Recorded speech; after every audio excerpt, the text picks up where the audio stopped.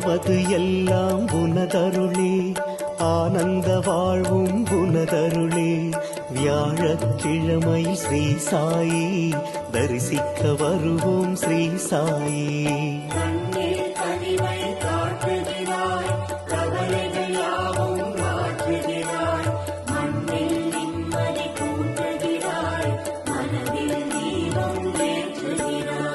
ஏழை செல்வந்தல் யாவருமே உன்னிடம் வந்தால் சரிசமமே.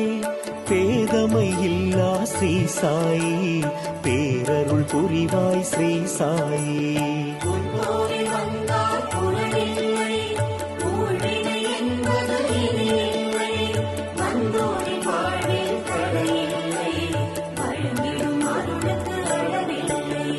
நிஷ்டையில் அமர்ந்து நீ இருப்பாய், நிகழப் போவதை